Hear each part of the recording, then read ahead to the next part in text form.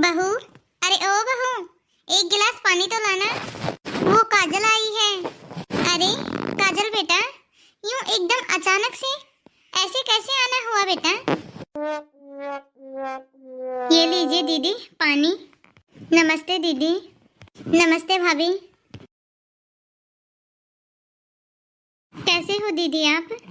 बस भाभी सब ठीक है। अरे काजल बेटा, तूने बताया नहीं, यूं अचानक से कैसे आना हुआ आज? अरे मम्मी, मैंने बताया तो था आपको अपनी जेठानी के बारे में। जेठानी के बारे में? क्या बताया था दीदी आपने जेठानी के बारे में? अरे हाँ हाँ बेटा, तूने बताया था, मैं तो भूल ही गई। अरे बहू, इसकी जेठानी है ना, उसको लड़का हुआ है ना, बस उसी के लेन देन के बारे में पूछने के लिए आई है। हाँ? लेन देन? क्या मतलब मम्मी? मम्मी जी मैं कुछ समझी नहीं।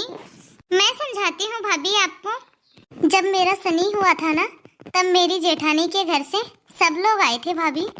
खाना ठूसने और नाचने गाने के लिए तो सब लोग आ गए, लेकिन लेके क्या आए? लेकिन कुछ भी नहीं। बस नाम करने के लिए मेरे सनी के लिए 2-3 जोड़ी कपड़े, 1-2 खिलौने और मेरे इनके कपड़े, बस यही सामान लेके आए थे। और वो कपड़े भी पता है भाभी आपको कैसे थे? ना ही तो पहनने के लायक और ना ही घर में रखने के लायक।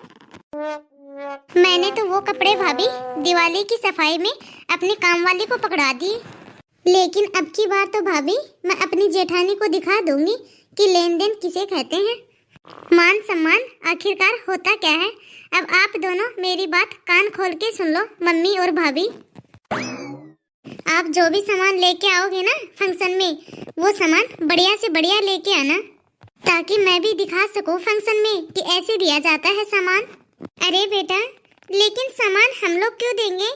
सामान तो तेरी जेठानी के मायके वाले लेके आएंगे, क्योंकि तेरी जेठानी को लड़का हुआ है, ना कि तुझे हुआ है।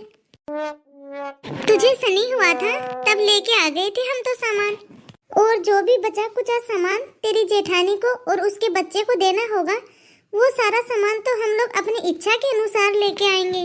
अच्छा मम्मी, तो क्या लेके आओगे आप? 2100 रुपए दे देंगे और 3-4 जोड़ी कपड़े दे देंगे तेरी जेठानी के लड़के के लिए। हाँ हाँ दीदी, मम्मी जी बिल्कुल सही बोल रही है। क्यों, नाक कटवाओगे क्या वहाँ पे मेरी? अरे क्यों बेटा, क्या हो गया? ये सब कुछ कम है क्या?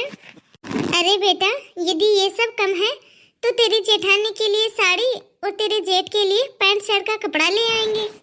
बस इतना ही मम्मी। अच्छा तो दीदी ये सब छोड़ो, आप बताओ आप क्या चाहती हो, वो बता दो। देखो मम्मी, मेरे, इनके और सनी के, हम तीनों के कपड़े, हम तीनों के ड्रेस तो आप लोग लेके ही आओगे, लेकिन उसके साथ में मेरी सास, ससुर, मेरी ननद के, नंदोई के, जेठ के, जेठानी के, और मेरी जेठानी को पहले का भी एक लड़का है, उसके लिए इतने सब कपड़े, और जो जेठानी को अब दूसरा लड़का हुआ है उसके लिए कपड़े, और उसके साथ में उसके लिए कुछ गोल्ड भी लेके आना।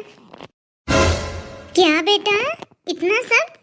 दीदी थोड़ा बहुत तो अपने भैया के बारे में भी सोचो ना, वो इतना सब खर्चा कहाँ से करेंगे? देखो भाभी, इसीलिए तो मैं आपको कुछ नहीं बताती। आपकी ये बहुत बड़ी गंदी आदत है बीच में टांग अड़ाने की। देखो मम्मी, मैं ये चाहती हूँ कि फंक्शन में जितने भी हमारे घर गेस्ट आए, जितने भी घर में मेहमान आए, जितने भी लोग आए, वो सब घर में ये देखें कि जिसको बेटा हुआ है उसके माँ बाप ने तो इतना नहीं किया जितना कि काजल के मायके वालों ने कर दिया। मेरी कितनी ज्यादा वाह वाह होगी मम्मी वहाँ, और मेरी तो होगी होगी, मेरे साथ साथ आप लोगों की भी कितनी वाह वाह होगी मम्मी। देखो दीदी, आप बुरा मत मानना, लेकिन इतना सब करना हमारे बस की बात नहीं है। भाभी दिखा दी ने आपने अपनी औकात।